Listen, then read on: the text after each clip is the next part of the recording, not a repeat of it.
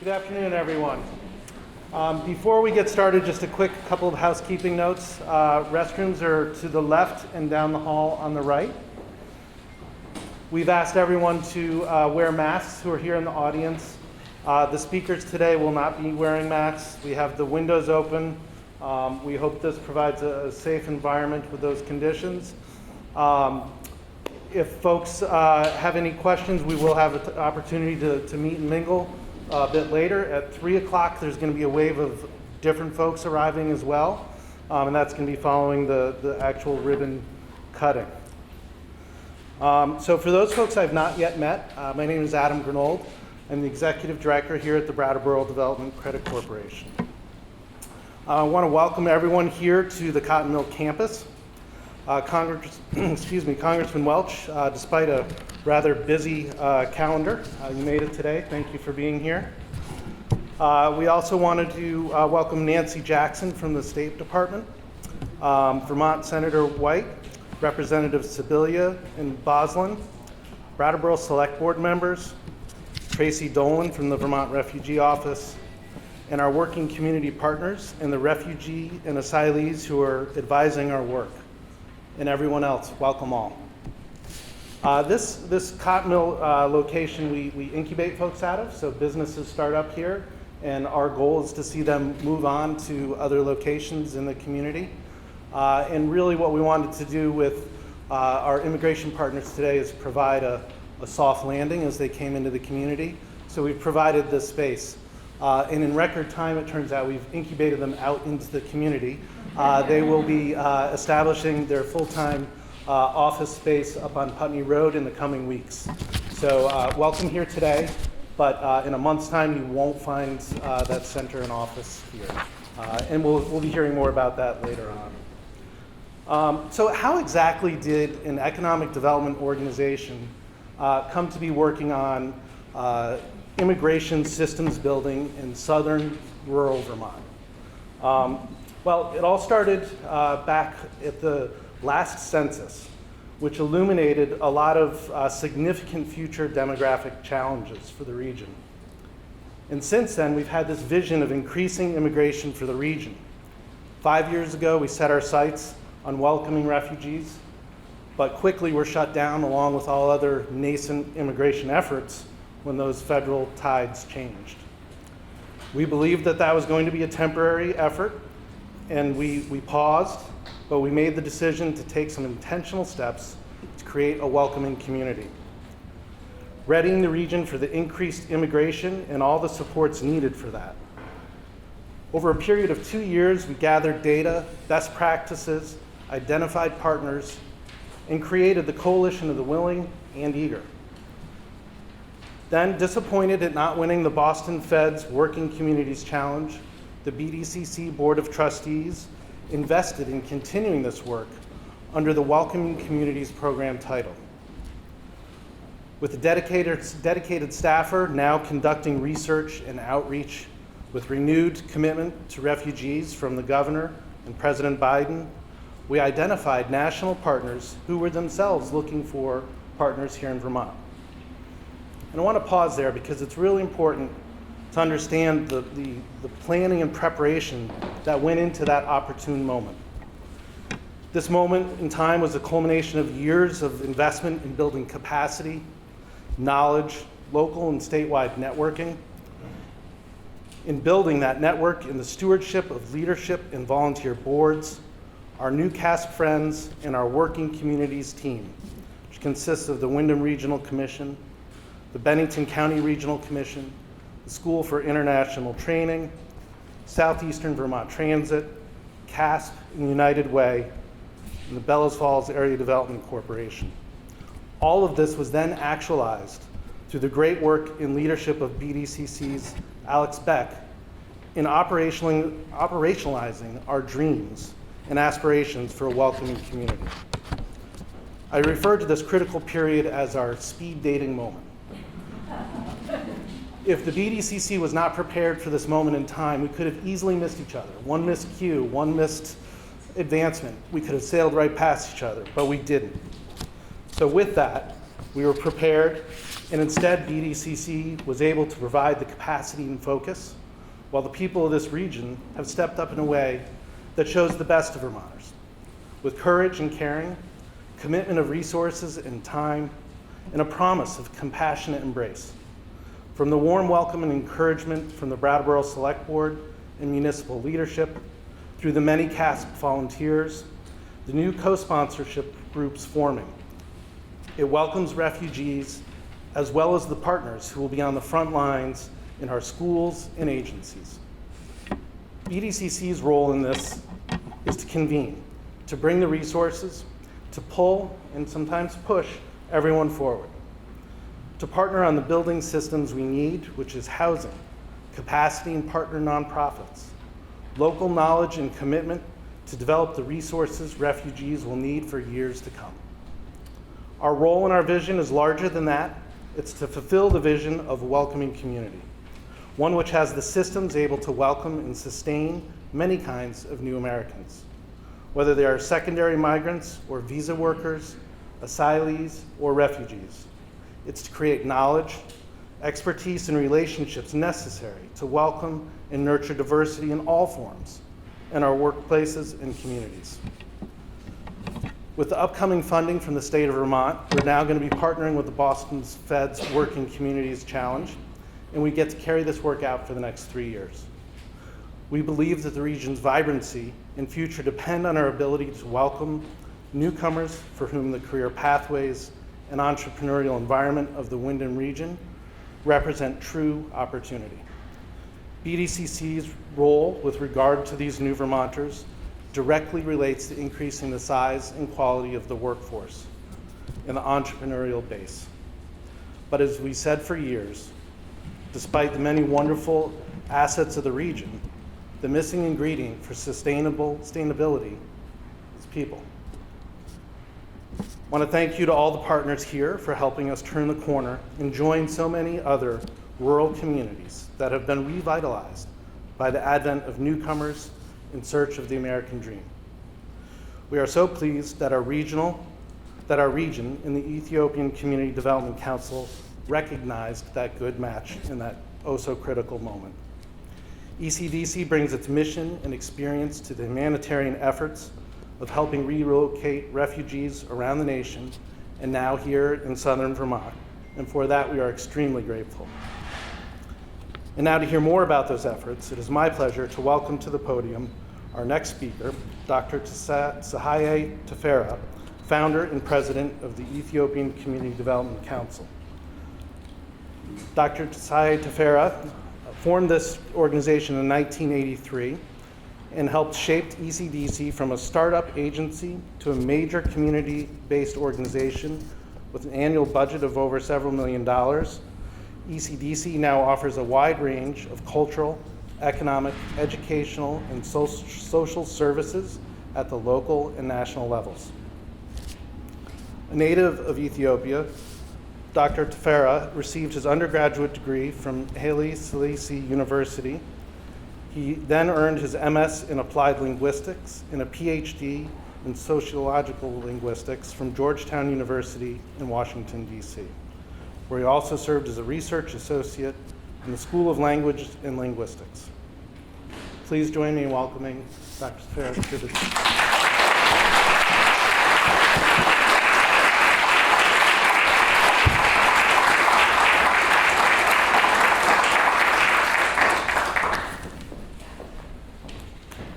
Thank you, Adam.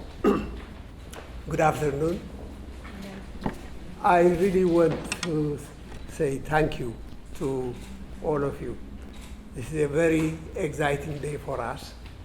I have never been to a community that is as welcoming, as warm as I have seen here in Vermont.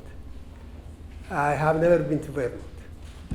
When we all were doing the planning for this, as you know, because of COVID, we had to do our meetings, consultations via Zoom. And the first meeting we had way back, I was really impressed to see who is who in the area attended the meeting. I did not expect that. I was expecting to see few maybe officials or activists here and there. But really the community was there. And that impressed me very much. And it also encouraged me to go ahead and pursue the discussion further. So I want to say really thank you before I go into my comments.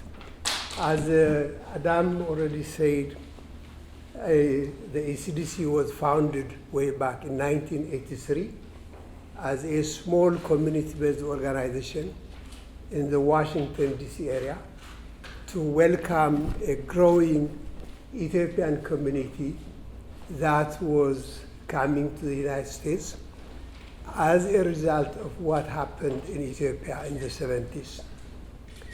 I'm sure many of you are familiar with the late Emperor Haile Selassie of Ethiopia, who ruled the country for some 50 years.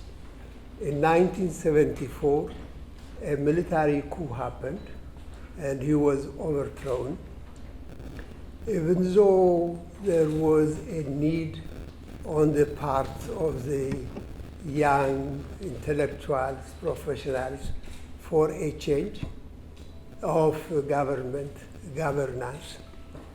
The change that occurred in 1974 was not the kind of change that we all had anticipated.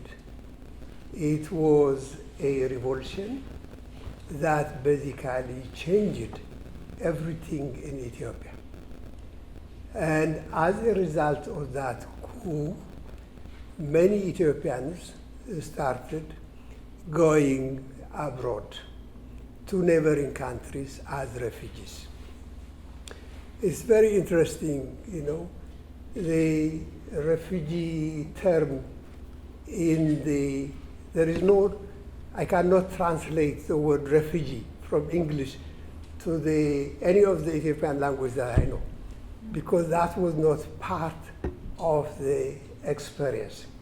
Ethiopians have moved from one region to another within the country, but the massive flow of individuals outside of Ethiopia happened as a result of the brutality, the human rights violations that we saw in the 70s by a military junta that turned to be a communist, supported by North Korea, the Chinese, the Russians, Cuba at the time, and so on. So those of us who were already in the United States as international students basically have nowhere to go back. And I decided to stay in the United States and sought asylum, which was given to me.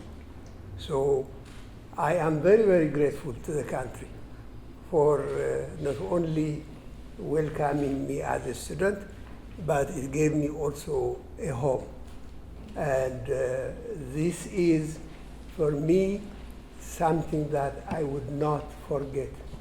It is a country that has welcomed not only me, but people like me. So ACDC was established in 1983 to welcome a growing number of Ethiopians in the Washington, D.C. area. Immediately, we saw that the needs and plights of other refugees were similar to ours. So we expanded our services to be more inclusive. So ACDC became a multicultural, multi-service, multi-ethnic service provider.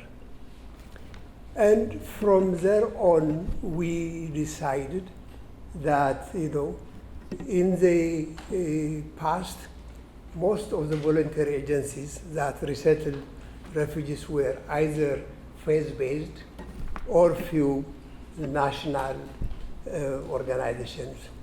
we saw a need for a community engagement, community presence at the table, whether it was on policy decisions or whether on resettlement.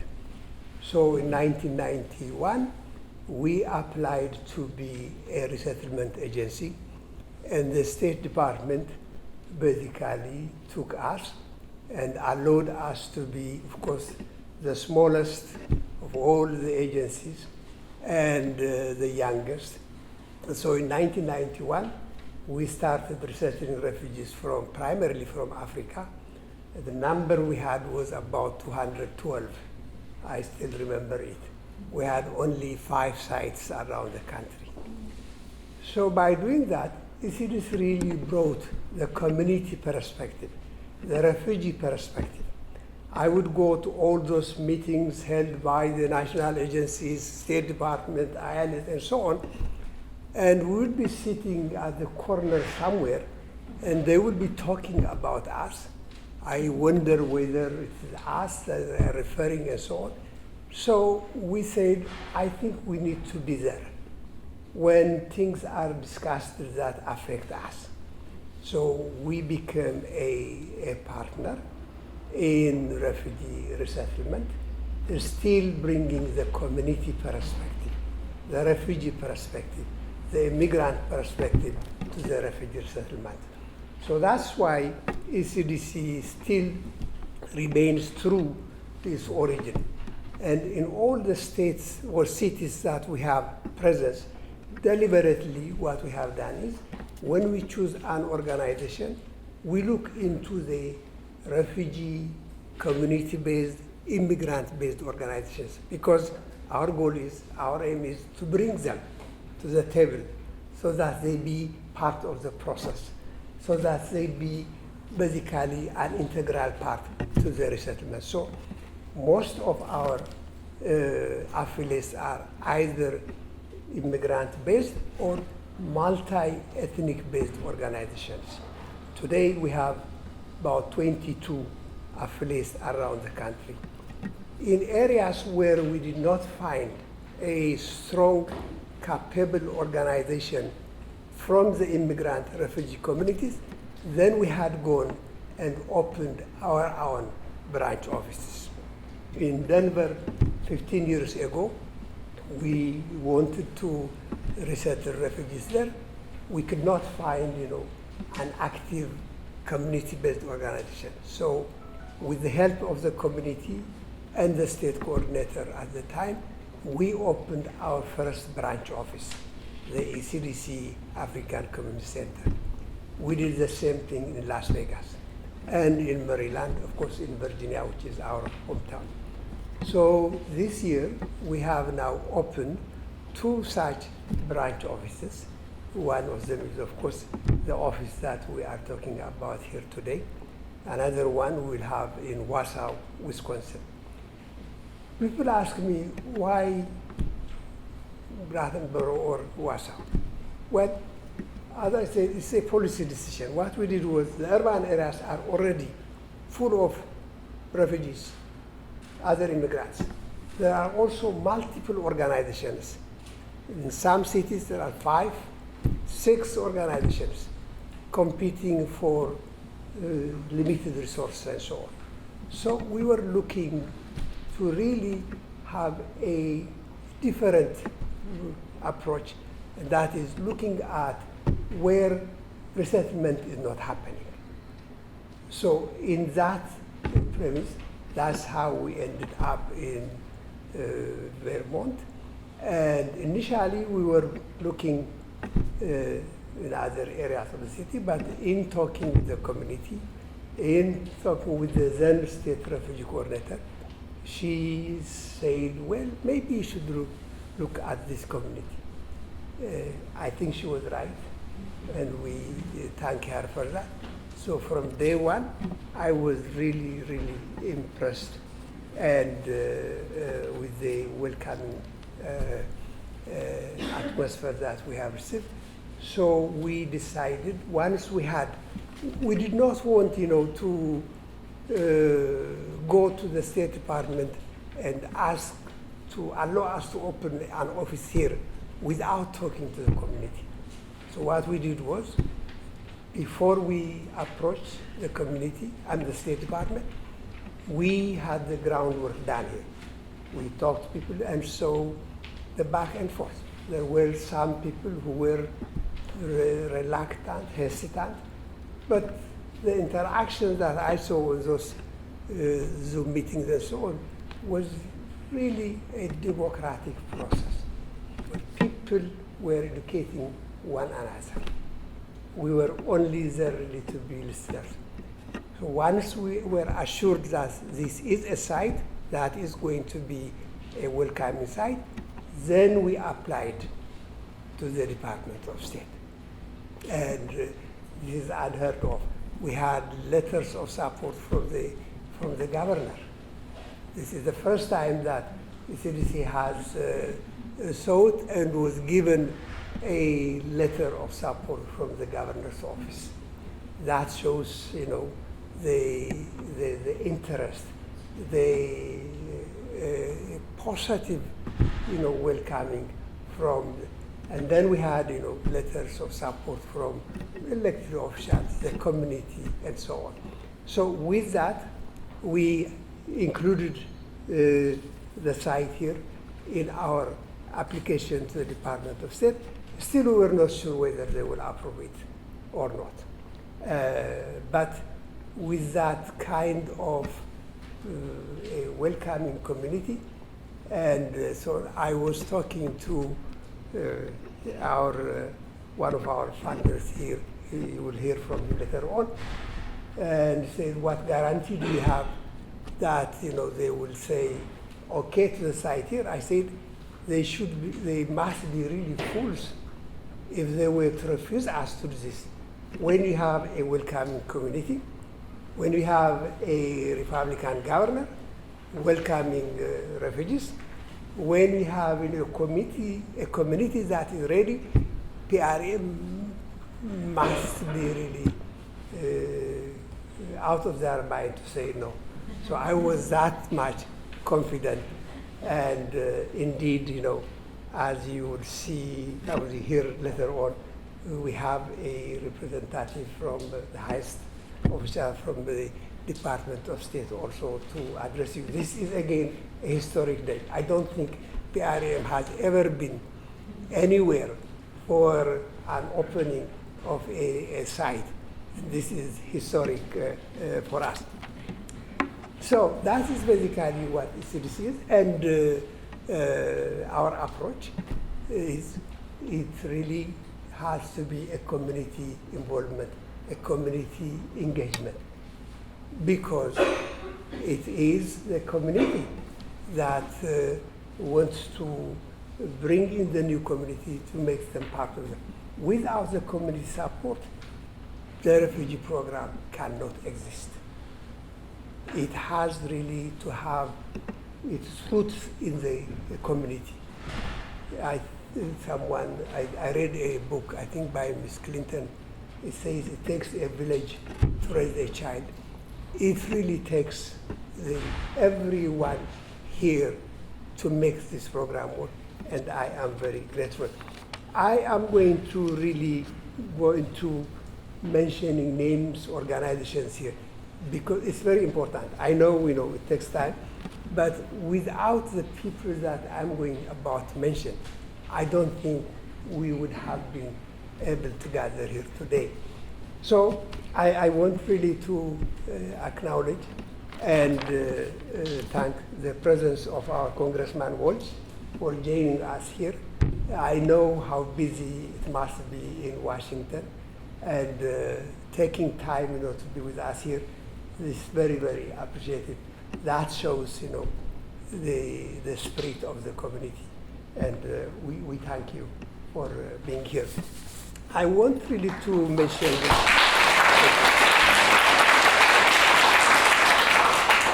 Professor Pablo, who is in the academic world, who has done lots of research on refugee issues. So he was one of the first person that we talked to. What do you think? And he gave us lots of do's and don'ts, and which ultimately his input led, to us to consider this community seriously. So I want really to appreciate him and thank him. Of course, once we came to the real community here, we have Adam, Jennifer, and Alex from the BDCC who really took us as they are adopted us practically, did all the logistics locally. Without them, I don't honestly would say this would have materialized. So Adam, Alex, and his colleagues, we are really, really in debt to you. And our gratitude on behalf of the community really goes to you, and we thank you very much. And then, of course, we have the CASP staff and board members who also were very supportive, and we are looking forward, for the partnership we will have with you. Of course, like everything else, goodwill is good, but also beyond goodwill, we need also the resources.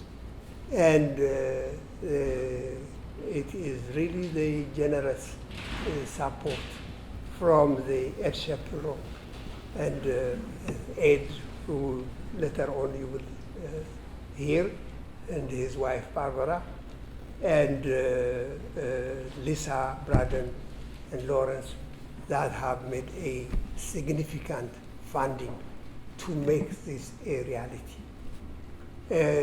Of the 2 branch offices that we are opening this year, this is going the first because of the resources that has been availed to us from the Shapiro Foundation. And we are working on our Wisconsin office also. But it happened here first because of Ed. And Ed, as I promised to you, that PRM was not going to let us down. With all this, I think it has happened, and I am very glad that you really trusted us. We had the confidence that this was going to happen. So your presence means a lot, and I thank you and Barbara for being here with us. There are, of course, a number of other people that I need to mention. The state coordinator from the state of Vermont, Stacy, where are you? Stacy is here with us. I'm sure you will hear from her later on. She and her predecessor have been very, very welcoming and supportive. In some states, the state coordinators are very bureaucratic, and you have to go again and again and try to convince them, answer this, answer that. I think the spirit of Vermont has been quite different, and we are very, very appreciative, and thank you for welcoming us, for guiding us through the process here. I think this is what I really want to say. My role was really to thank the many, many people that have made a difference here. With all of us working together, I think this will be a very successful program. We are going to start very modest. We are going to start with 100 Afghan refugees for the year. And we will see, when I say 100, it's 100 individuals. The families is maybe 20, 25, 30 families. We will see how it goes. But in order for it to be successful, we are going to count on you. This is a private-public partnership. And that is what the refugee program should be. The public, the government alone cannot do it. The NGO communities cannot do it alone. The public, the community has to endorse it. With the enthusiasm that we have received here, I think this is going to be a successful one. I was talking to Joe, who's going to speak to you, who is our local director here, about resources. And he said the sheriff office had offered us to have an office in their building. See the sheriff office, you know. And then later on he said, how about storage for the in-kind and so on? He said, well, the police department offered us a storage. Well, this is different thinking. No, seriously. In many countries, in many societies, the police, the sheriff are not your friends. And people flee because of the police, because of the military and what have you. In the community, when they say we are going to welcome refugees because we are part of the community, and the message is completely different. And this can happen maybe only here. And we really look forward to work with all the law enforcement. We want to make them part of the orientation. Do you imagine refugees flee from many of these countries because of the so-called law enforcement? And we want to give them a different experience here. So I am really thrilled that the sheriff office, the police department, were willing to support, and we want to take them as part of our welcoming committee to the new refugees and so on. With that, I thank you. I want to introduce you to our local director, Joe Willia, who is originally from Liberia, who was educated here. He has his graduate degree in the local here. He has worked in many areas in the state, and we were really, really fortunate enough to have him as our first director. With all the support that he is getting from all of you, I have confidence that this program is going to be a very successful one. In fact, I was telling Ms. Jackson from the State Department earlier, maybe we should document the process that we have taken here. And so that this will be a teaching, learning experience as a model for starting a refugee resettlement site elsewhere. So with that, I thank you, and I call on Joe to cover.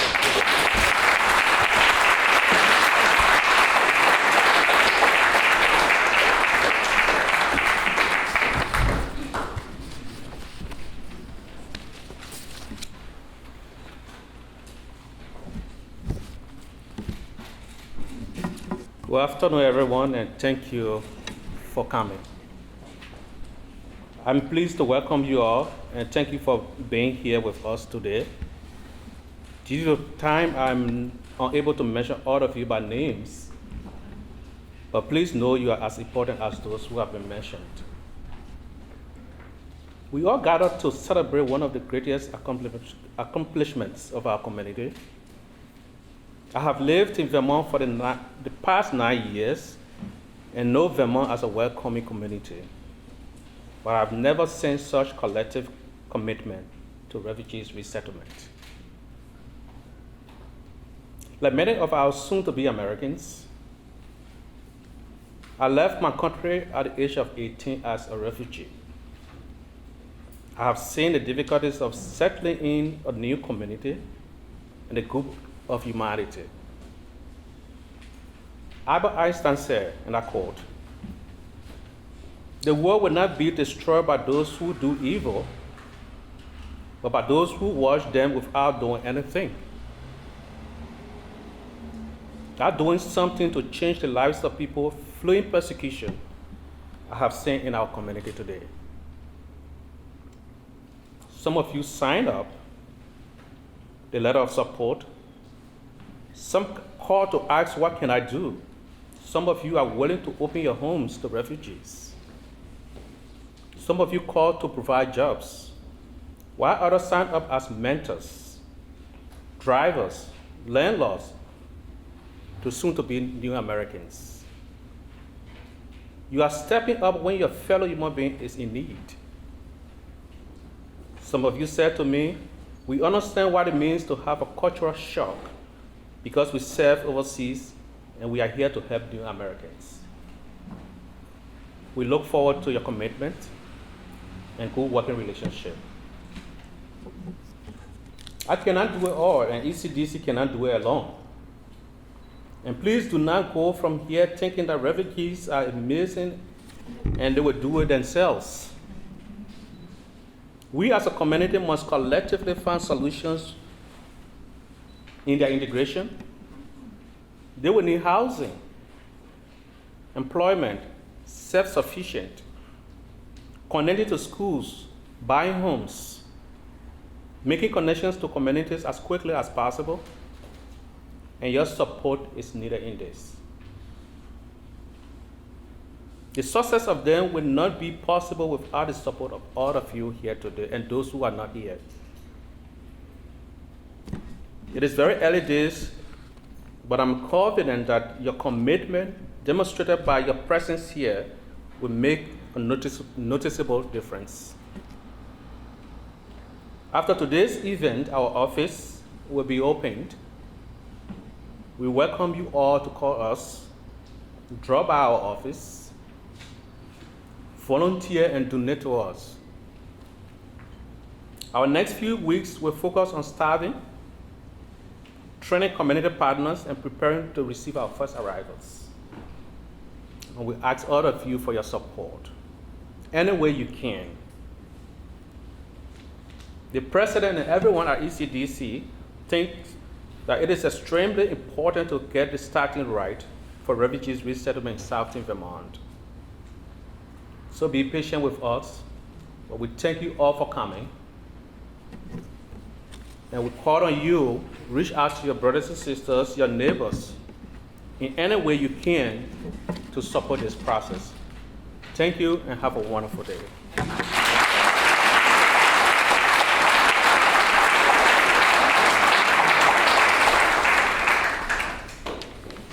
Thank you, Joe. I think I have the pleasure of introducing maybe the only other person who's busier than Joe right now. First I really want to welcome and share my gratitude for the folks from Senator Leahy and Senator Sanders' office who are here today joining us, and of course Congressman Welch who's here today, especially when the crisis in Afghanistan was unfolding really rapidly, and as we were trying to understand what that would mean for Brattleboro, Congressman Welch's office in particular worked really hard to ensure that we had all of the information that we needed to start preparing our community to do what we thought was right and best. And it was incredibly informative. It was really helpful for us to stay on top of what was happening both here in our state, but also around the world. And with that, I just want to share my gratitude and appreciation for, again, our entire delegation, and welcome the Honorable Congressman Peter Welch to say a few words.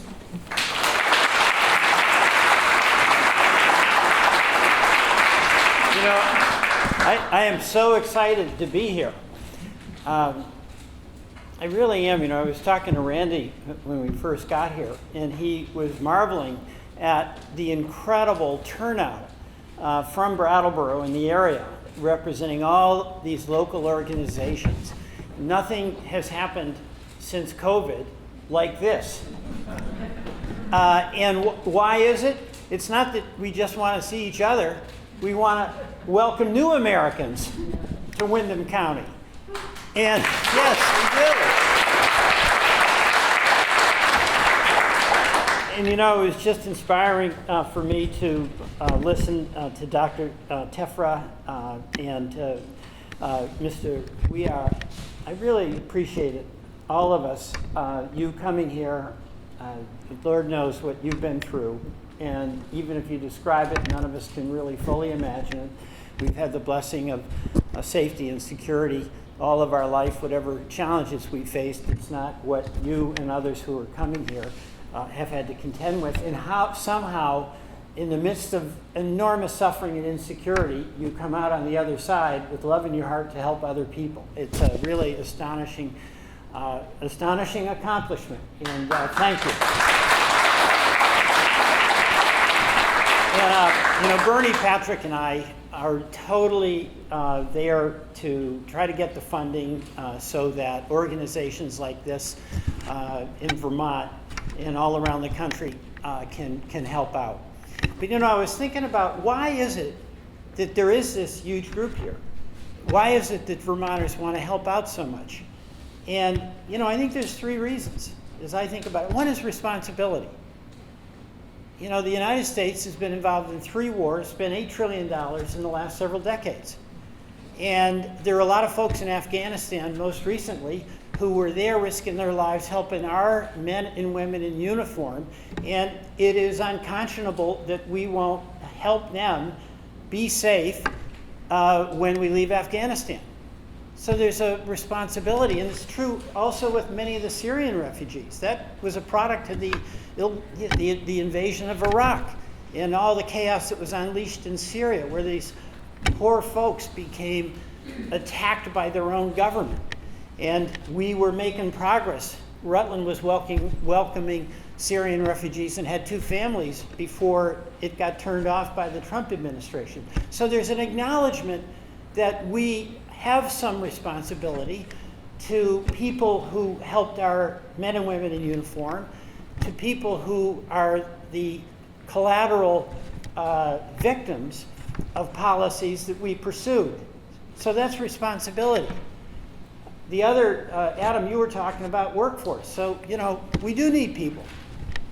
And we benefit by that in our economy, in the vitality of our community. So that's another reason. But the third reason that I find is the case in Vermont, we need to do it for ourselves. We want to find a way to be helpful. And with what's going on in our society now, so divided, January 6th, an attack on the seat of our democracy itself, so divisive. None of us like that, and all of us, the question I get asked more than anything else is, Peter, what can I do? You're doing something right now. And we need to do that for that sense of human connection that all of us want. We need to do that to have a sense of creating, brick by brick, a stronger community. That means that we have the confidence to welcome others to be part of the community, and not just welcome them into the community, but create space so that they can help become community leaders. And it's that connection of giving that it makes each of us feel like the person that we'd like to be. That's what's so extraordinary. I was talking to Mr. Shapiro, and how did you end up doing this?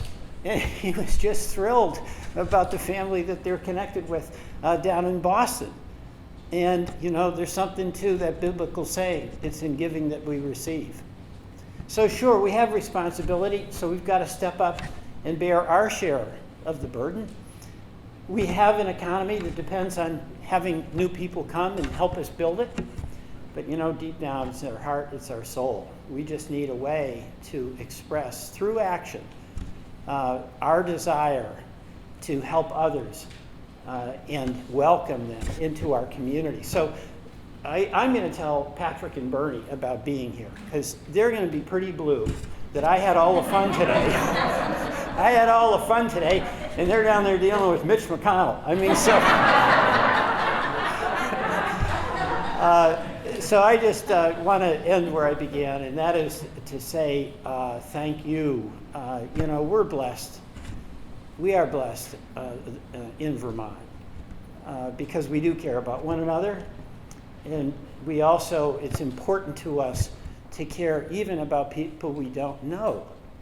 And it's a tough world out there with the violence, with the climate catastrophes that we are accelerating, migration, with the corruption in a lot of governments. the world is a tough place for an awful lot of people.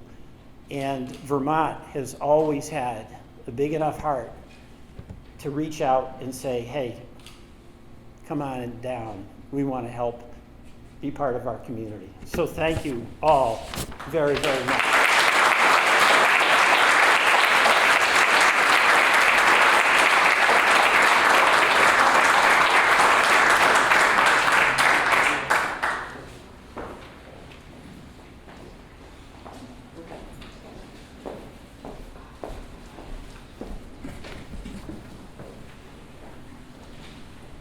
So friends, our next speaker will be Nancy Jackson.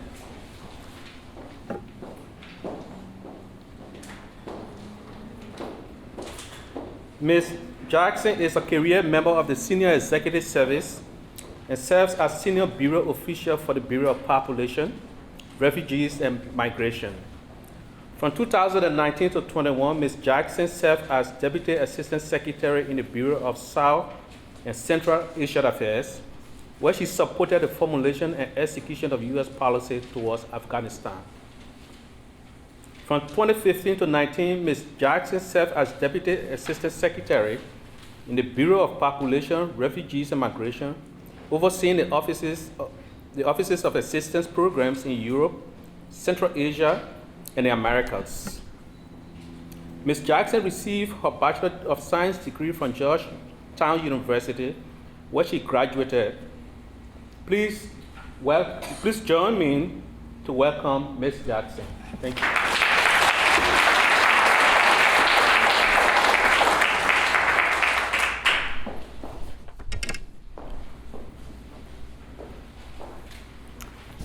So, good afternoon, everyone, and thank you so much, and thank you, Joe, for the kind introduction. I can't tell you what a pleasure it is to be here. This is probably my most favorite part of my job. To be here alongside Congressman Welch, Vermont State Refugee Coordinator Tracy Dolan, Ed and Barbara Shapiro of the Shapiro Family Foundation, and all of you to celebrate the opening of ECDC's Brattleboro Multicultural Community Center. Sahai and I go way back, and I know you and the whole ECDC team have worked so hard to get here today, and I'm honored by the invitation to be here with you and celebrate this joyous occasion. I'm here representing the State Department, which of course you all know is the foreign policy arm of the U.S. government. But today's ribbon ceremony really reminds us that all U.S. refugee policy is as much local as it is global. For all the things that Sahai said, we could not do this without local community support and partnerships. Local community support is the cornerstone of this program, and the reason why the United States has successfully resettled millions of refugees over the past few decades. We have welcomed so many because of communities like you. Of course, we don't have to look back very far, really, to see American generosity at its best toward people who are fleeing violence and oppression. Over the last 2 months, we have seen an incredible outpouring of support across the country, everywhere, from every American, from all walks of life, particularly our veterans, for vulnerable Afghans. It's actually overwhelming our system in a very good way. And one of the first letters that I received after I began my tenure as the senior official for the Bureau for Population, Refugees, and Migration was actually from Governor Scott, telling me how passionate he was about refugee issues and how he wanted to resettle more refugees into Vermont. So I was delighted, but not surprised at all, to hear that Vermont raised its hand immediately and will resettle some 100 Afghan refugees, as Sahai said earlier, in the coming months. I am so grateful to Governor Scott and to the people of Vermont for opening your arms and hearts to the most vulnerable among us. The Biden administration has made it a top priority to rebuild the U.S. Refugee Admissions Program. The program is not only a critical tool of U.S. foreign policy interests, but it's also a concrete reflection of who we are as Americans. It encapsulates our values as Americans. We can take pride in a long history of welcoming refugees seeking both safety and freedom to exercise fundamental human rights, including the freedom of religion and expression. As we see vulnerable people around the world facing increased political violence, intensifying humanitarian crises, and new threats to safety and security, the Biden administration has demonstrated its commitment to rebuilding and expanding our refugee resettlement efforts by increasing in 2022 our refugee resettlement target for 125,000 individuals around the U.S. And even as we work to resettle the most vulnerable refugees around the world, we will also focus on a few key populations and programs, including expanding resettlement for Central Americans and LGBTQI+ refugees,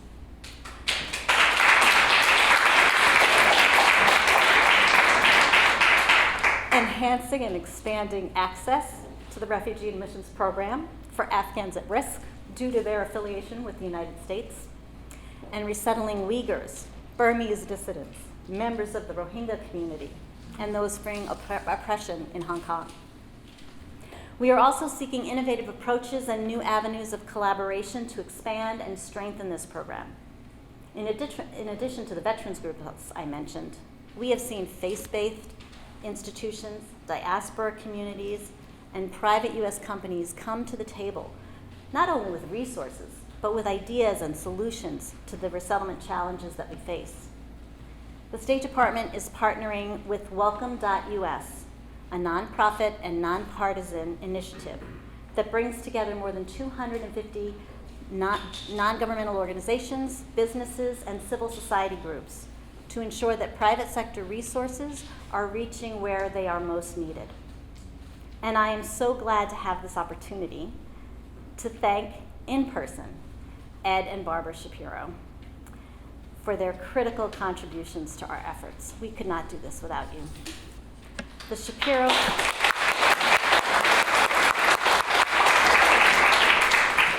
Shapiro Family Foundation's work with the airline industry to partner with Miles for Migrants is enabling thousands of Afghans to travel from military bases to their new homes across the United States. We are so grateful to you.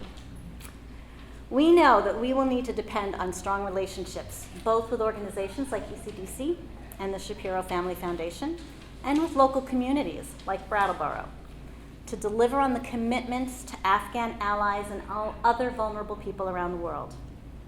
We are committed to maintaining those strong relationships and to close and regular consultations with state and local partners and communities that we rely on to support resettled refugees.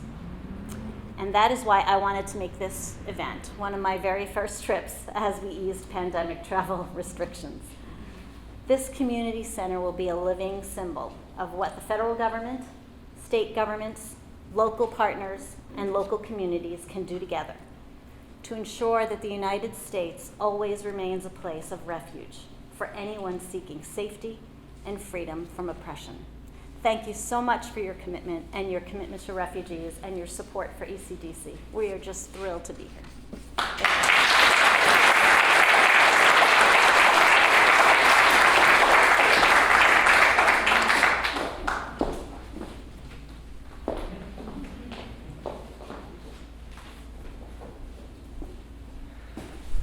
Thank you so much, Nancy. From our perspective, hearing about the Office of PRM, we are at the BDCC an office of acronyms, and we always love putting faces to names, especially when they are offices, at the federal level. That said, we are also really lucky to have some incredible statewide leadership around refugee resettlement, and I have the pleasure of introducing and welcoming our Vermont State Refugee Coordinator, Tracy Dolan, to say a few words. And again, it has been quite a chaotic few months with the crisis in Afghanistan unfolding. And Tracy and the Scott administration has been supportive and sincere partners to the BDCC and ECDC and the community at large in helping this all happen. And so we're just really grateful to have such exceptional state leadership. And again, please welcome Tracy Dolan.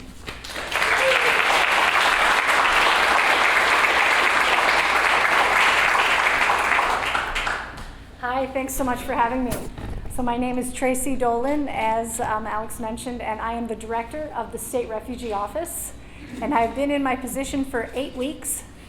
And so Joe and I have a special bond in that we are both literally learning every day as we go. So I officially maybe have like twice as much knowledge as him right now because I have 4 extra weeks on him. I think you've been around for 4 weeks. There we go. So pretty soon that's going to level out. And it's just been a delight. So I think I have the coolest job in state government, possibly. I used to say that in my last job. I was the Deputy Commissioner of Health, and that was also a really cool job, but this might be trumping it right now. To be able to come to communities and get to know people in a different way. There are 2 things that I learned while I was working in the pandemic that I think are really relevant. The first is that people have an enormous capacity for compassion and kindness and self-sacrifice all over this country, but particularly in Vermont. And the second is that we are capable of doing almost anything. In 2 years, we saw an education system completely revamped almost overnight to adjust to circumstances. We saw healthcare resources allocated again almost overnight in a different way. We saw culture change necessarily very quickly, and a lot of people come on board with that again for the concern for their neighbors. And so when you see all that, you realize really obstacles exist, but there are almost always solutions because we're seeing them almost every day as we continue through this pandemic. And so as I enter into this refugee work, I'm just really excited because I think Brattleboro and ECDC and the Multicultural Community Center is an example of just by sheer will coming together and saying, we're going to figure this out, you know? We're going to bring in ECDC, we've got CASP, we've got the Credit Corporation, we've got all of the community partners and volunteers here, we've got federal support, our congressional support, foundational support with funding partners, and it's really exciting. One of the other things that I'm finding really unique as I listen to other states around the country, we are relatively small, obviously. We have a relatively small refugee program. We've had a long-standing partner in Chittenden County, USCRI Vermont, which was formerly known as the Vermont Refugee Resettlement Program, and now we've got ECDC. And already the partnership that's growing between those 2 organizations, myself and others, is beautiful. It's collaborative. It's just, they're a phone call away from each other. Now our 2 refugee resettlement agencies ready to help. Joe doesn't hesitate to ask, and that's actually one wonderful thing about your director here, which I think I really value in a new leader, the ability to say, hey, I'm not sure about that, and I'd love to know. And how do I get my hands on the resources to know? And then diving right in. So I'm really excited about that partnership. I think we're going to have a really collaborative, growing refugee program here in Vermont. And, Vermonters have a lot of special things. We have, these wonderful values, community values. But one of the things that makes our lives so great, in part, is, the accident of our birth, right? So a lot of this is about kindness, but it's also really about a moral obligation. A lot of us are lucky to have been born wherever we were born and to have the lives we have. And some of that's about our choices, but some of that is about choices that we never made. And so a wonderful thing to be able to reach out and remember that we really are a global family. And thank you so much, Brattleboro, for being such a welcoming one, and I'm excited for the future here. Thank you very much.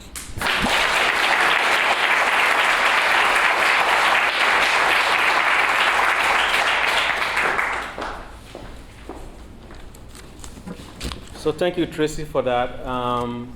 As Tracy mentioned, Vermont is a beautiful place. Small community, almost everyone. When I took this job 4 weeks ago, I have a very good friend. I reached out to the friend said, well, do you know Tracy? And I said, oh, I just connected with Tracy. And so that's how small our community is. Our next speaker is Dora. Dora is one of the community members. She moved to Vermont from Africa, and right now she's in the process of integration.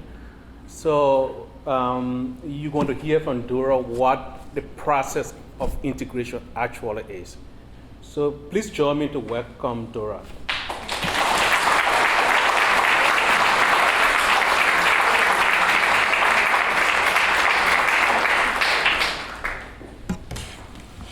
Good afternoon, everyone.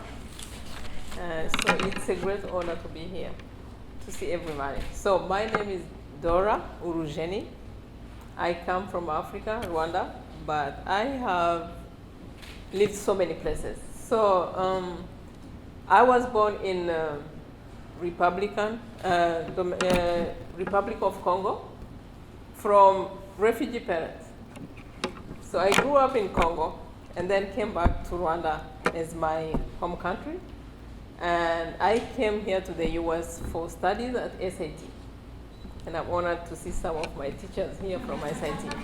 Yeah, so I did, my passion for human rights made me pursue my master's program in peace building and conflict transformation. So I want to talk about how Vermont, especially Brattleboro, is a community. It's so very important to talk about that. And I'm so grateful to be part of Brattleboro. So I remember when we had our first Zoom meeting with all the partners for ECDC, I said, you are lucky because Brattleboro is a good place. You really made a good choice. So I want to talk about how I landed here. So I came to SAT. First of all, I'm a French speaker, so if you guys hear me with a French accent, I'm a French speaker. So I came, so I wouldn't have made my life to Brattleboro if it wasn't really friends and families here in Brattleboro. I went to school with a child. I came here, I was a single parent with a child of 1 year and 3 months. And all you know, childcare in America is crazy. So I will go to school, sitting in a classroom, but also thinking about my child, being in a daycare. Who's watching my child? How is he doing? So you could see, yeah. But let me tell you that my master program was supposed to be 2 years, and I did it in 1 year. So from September 2017, that was my first month in the class. By August 2018, I did my capstone. And people ask me all the time, Dora, how did you make it? I say, you know what? Look at that boy of mine. That was my engine. So looking at him, I will move forward. So I did my master's program in 1 year instead of 2 years. And other people did it in 2 years, 3 years, even why not 4 years? So, but I wouldn't have really make it without everybody. Students watch my son at school. One day, I told my professor that I didn't have childcare. He said, today's presentation, you can come in with your child. And that was really my first time to see that I could sit in a classroom with my child aside and did my presentation, everything, and I walk out. So I want to tell people how really Brattleboro is a welcoming community, because as ECDC founder say that to raise a child, you need a village. So I've seen it. I'm a living really testimony, and I want to thank really Brattleboro for that.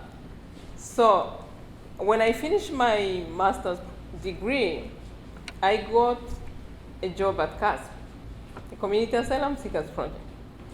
And mostly we were helping people from the Southern America. I don't speak Spanish, but I've been working with them for 3 years. So language is not a barrier. So I want to talk about now how is it to welcome somebody here for the first time. So when Joe said that I will be talking about integration, I thought, what am I going to say? And this is what I want to tell Vermonter or people from Brattleboro. Integration is not one way, it's 2 ways. So I want to invite my fellow Vermonter to think of changing the perception. Who are these people coming? These people are fleeing from traumatic situation. They are coming here. So they need a place of belonging. They want to feel welcome, and I know people are welcoming, but I want to invite Vermont to look at these people as people who have really potential skills and something they can offer to us. If I speak to us, I see a Vermonter or somebody who lives in Brattleboro. And I want to invite our community to just leave the fear of the other. I know welcoming a new person in your household or in your workplace, it's not easy, but yeah, just take off that fear and see this person as somebody who can teach you something and you can learn from this person and he or she can give you something. So that will make them even less fearing of being here. Already they have fear of what they went through and what they lost, because they lost families, they lost houses, they lost the country, and they lost everything. So being here, they need to process. So, and I know Brattleboro is really good at that, making people feel at home. But always, I want to invite also employers for knowing that these people are capable. They can give, and they're really striving, or they want to really, make the possible for the well-being of their families, of themselves or their families. They come from like collective cultures. It's not only your family. It's all about helping even those that you left back home. It's helping like extended families. So they have their commitment of working and making extra miles to make sure that they are well and their families are well. So, and I want to, on that note, I want to really thank BDCC for our collaboration. Alex and I, we've been working hard to make sure that employers are really hiring these people or asylum seekers that I work with. So it's with so much appreciation, really, I thank you for that. I've seen people fearing, especially for that who don't speak English, say, how am I going to hire somebody who is not fluent? We don't know these Afghan who are coming if they speak really fluent English, but there's some employer who have been really welcoming them despite the lack of the language. So I want to thank BDCC for that and employers who have been hiring them. So yeah, so when I say that a sense of belonging and that, yeah, they are being really committed to be able. So integration requires really the involvement of many actors, and not only one way, but both ways. And when both parties are committed really to make it work, it's gonna work.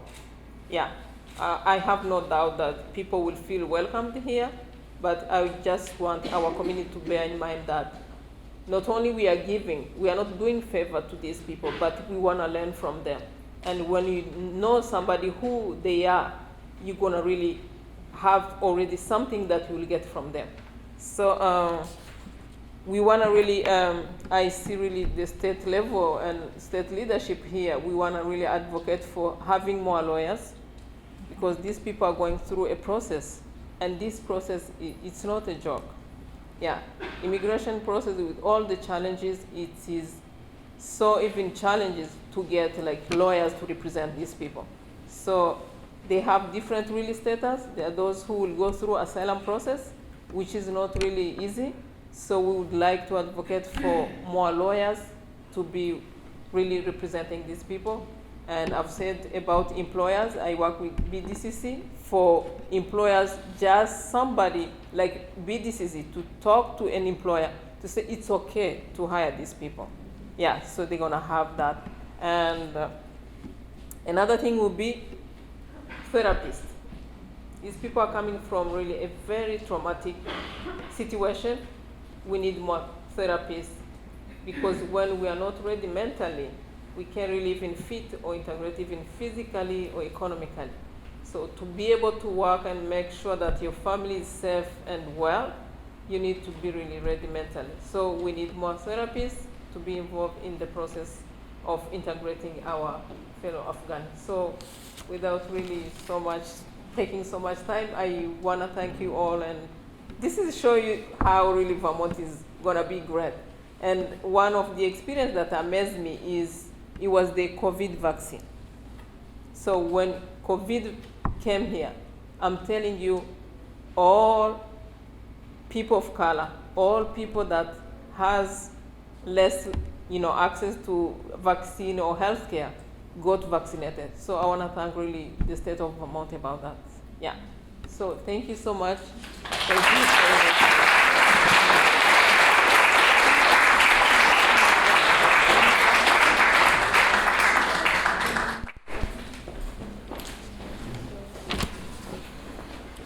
Thank you so much, Dora. I want to call on Sue Graff.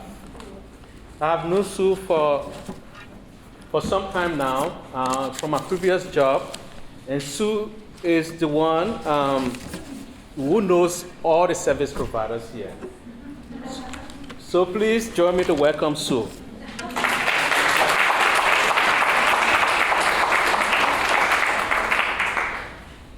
Thank you. I'm with the Agency of Human Services, and I have to say, as somebody who moved here from New Jersey 16 years ago, Vermont can feel like a foreign place. So I can only imagine that's a small experience of moving here from away and being welcomed to this beautiful Green Mountain State. So really applaud Dora and everybody in the room who's gone through that process. So on behalf of the local Brattleboro District Agency of Human Services staff, I just want to say we are proud to be part of the network of partners and community members who are going to welcome our new neighbors to Windham County.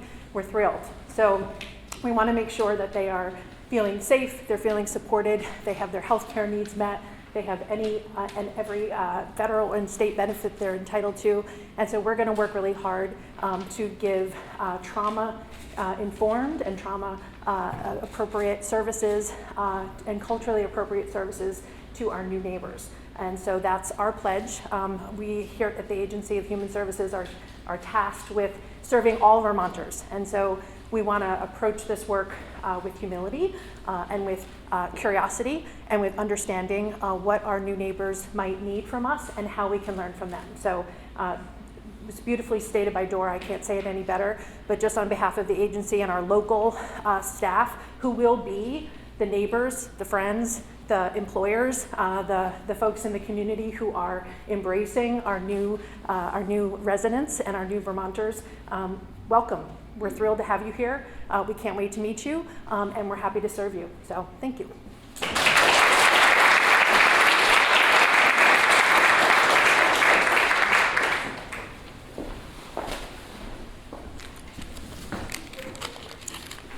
Thank you, Sue. And all this cannot happen without the support of private donors as well as public donors. So our next speaker is Ed Shapiro. Edward Shapiro is a trustee of the Shapiro Foundation. The foundation is a family foundation with Ed and Barbara Shapiro along with their 2 young adults. The Shapiro Foundation is inspired by Nelson Mandela's quote, which says, "History will judge us by the difference we make in the everyday lives of children." And for the first 15 years of the foundation, the Shapiro Foundation did so through grants to Boston Children's Hospital, Doctors Without Borders, Horizons for Homeless Children, and scholarships to Wheaton School at the University of Pennsylvania and USCLA Adamson School. In 2016 marked a turning point for the Shapiro Foundation. Ed and Barbara led a successful community-wide effort including local, regional, national partners to sponsor Syrian refugees families settling in the Boston area. This program convinced Ed to start his next chapter, retiring from his 27 years investment management career in order to devote himself full-time to tackling the global refugees crisis. Without wasting your time, please join me to welcome our next guest, Ed Shapiro.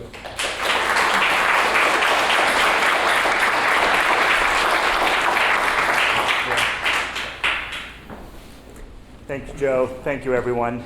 I realize I am wrapping things up, so I'm going to be brief and just thank everyone who came before me to make this day possible.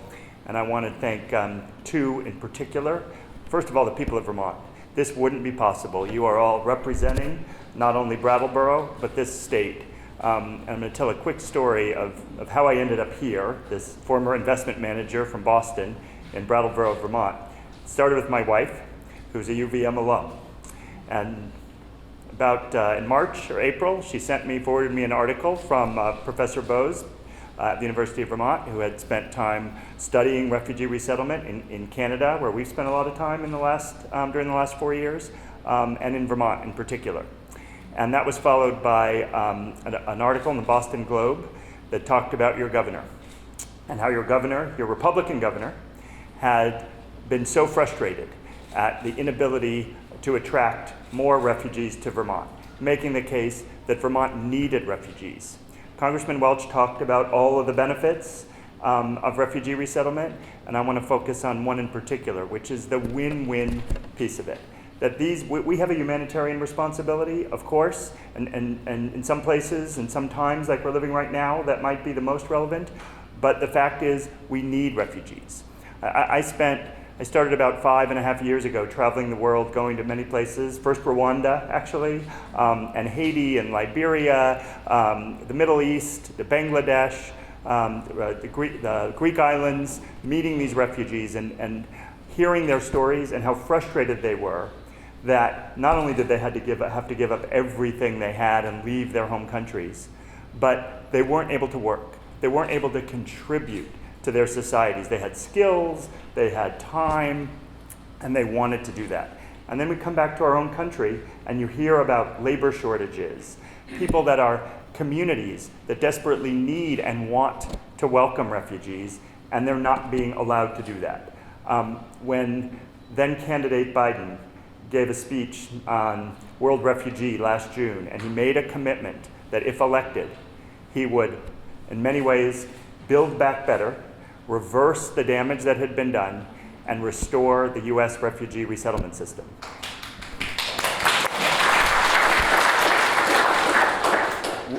Barbara and I were anxious, as much of the country, much of the world was last November.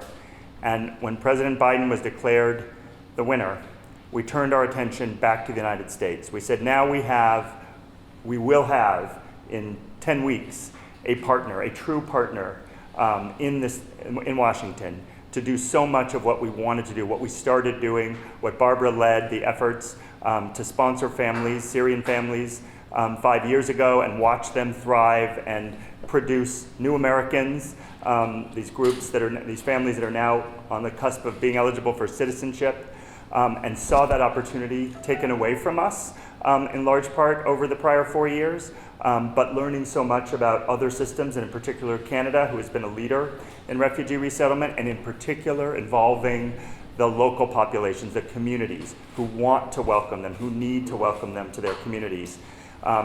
And when we had that opportunity, as Nancy described, and we're hearing about Vermont and Vermont's plea that was falling on deaf ears, frankly, with the prior administration, when I called Governor Scott after I read the article and said, why hasn't this happened? And he said, well, my own party was in the White House for 4 years, and every time I heard President Trump say, we don't want any refugees, he'd say, well, then Vermont does, bring them here. And it didn't work. But when President Biden came in, and with his State Department, Secretary Blinken, Assistant Secretary Jackson, and her team, we made a commitment and redoubled our efforts for the last 9 months to become a welcoming society, to renew that history that our country has, and the people of Vermont representing this example of where we can demonstrate that this truly is a win-win. We need jobs, we need the community, we need the energy, and when I met Secretary Jackson just over 3 months ago yesterday, Afghanistan was barely on our radar. There was a process beginning and some special immigrant visas coming, visa holders, but we didn't know it would turn out like it did over the coming weeks. And all of our lives have been upended focusing on that. And it was this commitment that the community, that the state made, and that the people of Brattleboro made that is an example of what is happening all across the country. Nancy talked about it. We've never seen anything like it. In my limited time, I've certainly never seen anything like it, but from colleagues who've been doing this for decades, they've never seen anything like it. The American people are now rising up to say, we want to help. What can we do? Housing, jobs, flights. Every example, we've started seeing it just in the last few weeks. The people that are started arriving, this miraculous effort that has been set up by Nancy and her colleagues almost overnight to create a pathway that literally, when I was in her office 3 months ago, didn't exist. And now 60,000 Afghans are on US soil, on their way, most of them in military bases, and 8 military bases. Barbara and my son and I went 2 weeks ago to Fort Bliss, Texas, outside El Paso, where 11,000 are being housed and moved through quickly. 100% of those individuals, those families, will be resettled in communities across this country, including in Brattleboro. And it was an incredibly optimistic, I'm getting emotional talking about it, as you can tell. I've been to these camps around the world, and one of the things that frustrates me when I leave is knowing, being a numbers guy, a very, very small percentage of those refugees, of the 26 million around the world, will ever be resettled in the United States or Canada. Yet I came away from Fort Bliss and I walked out and I said 100% of those families, within a very short period of time, 30 days, 45 days, will be resettled in permanent homes, welcomed by communities like Brattleboro. They will have homes, their kids will be in school, they will have jobs, their kids, their grandchildren will be up telling the story when they welcome other refugee families. That was an incredible inspiration to me, and I just feel so fortunate to have so many great partners, but none greater than my wife. She has been an inspiration, watching for the last 4.5 years, coming on 5 years, the families that she, sometimes it gets a little competitive when I come home and there's not dinner and I hear about, well, we spent a few more hours with the Syrian family. But she has shown and demonstrated to me what it's like to be the welcomer, to get it's a little bit of a debate about who's getting a better deal of this, but to be able to see through her eyes and my daughter and my son and what an impact it's had on my family, I said, this is what I want to do full time. This is what I want to try to impact across the country, across the world, and find incredible partners like all of you to make that a reality. Thank you very much.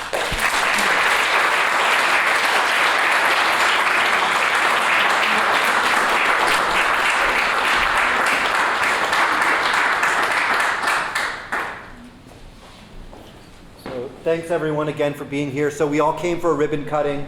We've mentioned that the full-time office of the ECDC will be somewhere different, but the through line from all of the conversation here today, of course, is community and welcomeness. So what we're going to do is we're going to invite anyone who's interested.